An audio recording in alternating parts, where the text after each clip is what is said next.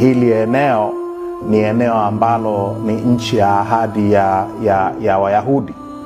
Wayahudi waliahidiwa na Mungu kwamba hii ndio itakuwa nchi yao ya ahadi. Sasa tangu hiyo ahadi imeandikwa kwenye maandiko, wamekuja watu wengi. Warumi walikuja, Waajemi walikuja, wamekuja Waturuki, Ottoman Empire.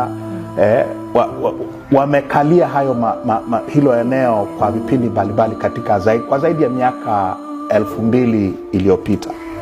Na hawa Wayahudi walisambaa duniani kama ambavyo katika dunia hii dunia ni ya wahamiaji kila mahali.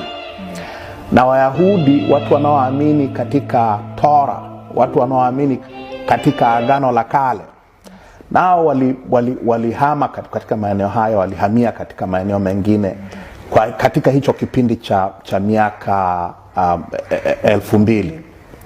Sasa Wayahudi